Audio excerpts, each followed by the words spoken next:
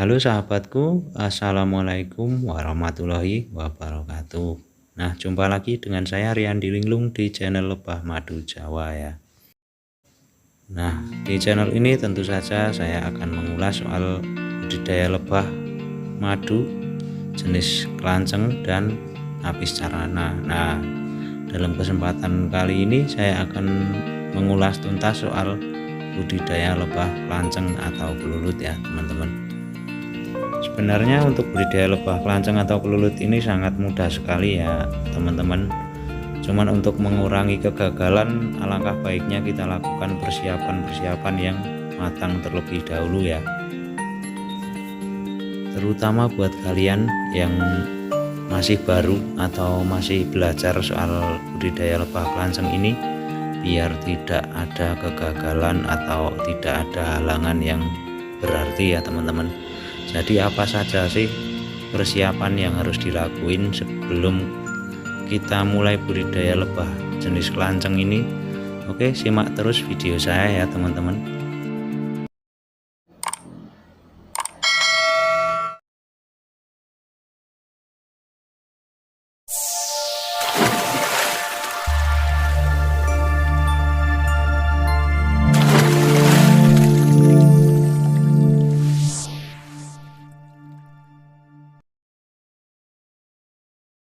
Oke teman-teman, jadi pertama-tama sebelum kalian memulai budidaya lebah kelanceng atau kelulut ini, kalian cari tahu dulu ilmu tentang lebah ini ya, lebah jenis kelanceng ini.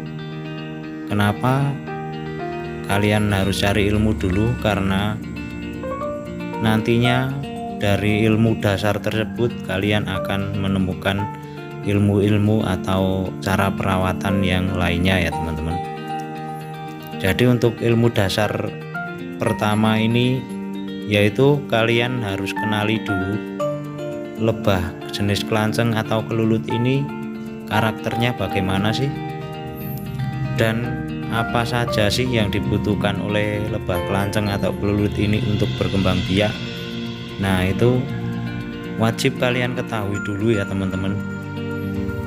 Untuk lebah kelanceng atau kelulut ini adalah jenis lebah yang umumnya berbadan kecil dan lebah ini tidak bersengat ya teman-teman. Jadi sangat aman dibudidayakan oleh siapapun, bahkan oleh pemula sekalipun dia sangat aman. Dan untuk hasil dari lebah ini atau keuntungan kita budidaya lebah ini pertama-tama adalah madu dan bibit atau roti lebah, dan yang ketiga adalah propolis ya teman-teman. Dan untuk mereka bertahan hidup atau berkembang biak, mereka membutuhkan 3 jenis bahan atau sumber makanan yang penting buat mereka ya teman-teman, yaitu pertama-tama adalah nektar bunga yang nantinya akan dijadiin makanan mereka, yaitu jadi madu. Dan yang kedua adalah serbuk sari bunga, itu termasuk makanan mereka juga yang nantinya akan dijadiin mereka bibit atau roti lebah atau bibolen ya teman-teman. Dan yang ketiga, untuk lebah jenis ini membutuhkan getah pohon yang nantinya akan dijadiin propolis oleh mereka, karena di dalam sarang lebah jenis kelanceng atau kelulut ini rata-rata semuanya menggunakan propolis ya teman-teman. Untuk kantung-kantung madunya, kantung bibolen, dan terutama kantung telurnya ini mereka menggunakan propolis yang awal mulanya berasal dari getah pohon yang mereka proses menjadi propolis. Dan untuk perawatan selanjutnya yang kedua adalah persiapan papan atau tempat dan vegetasinya ya teman-teman. Jadi sebelum kalian memulai budidaya lebah kelanceng atau kelulut ini, alangkah baiknya kalian persiapkan dulu tempatnya atau lahan yang khusus buat kita budidaya lebah ini beserta vegetasinya ya teman-teman. Sebenarnya untuk kita budidaya lebah kelanceng atau kelulut ini tidak membutuhkan tempat yang luas ya teman-teman. Yang penting tempatnya itu mapan dan tidak berpindah-pindah ya teman-teman. Dan tidak kalah pentingnya, setelah kita persiapkan lahan, selanjutnya adalah kita siapkan vegetasi atau sumber-sumber makanan yang mereka butuhkan untuk berkembang biak, meliputi sumber nektar, sumber bipolen, dan sumber resin atau getah pohon ya teman-teman. Jadi kalian lakukan persiapan dengan cara kalian menanam pohon-pohon dulu atau bunga-bunga dulu yang memang bisa menghasilkan 3 jenis bahan tadi di tempat atau di lahan budidaya kalian ya teman-teman.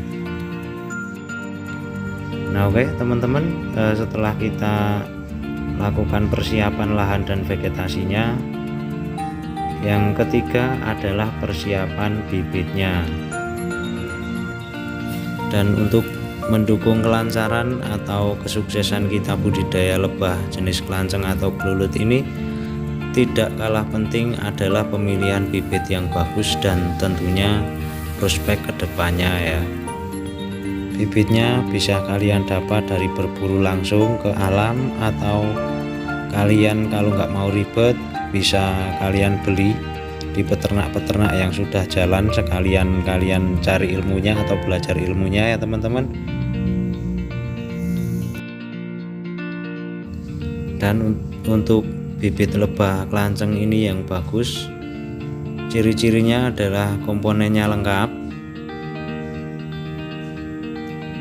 terus koloninya itu banyak dan bekerjanya itu aktif ya teman-teman. Nah itu menandakan kalau koloninya itu sehat dan jelas kedepannya itu prospek.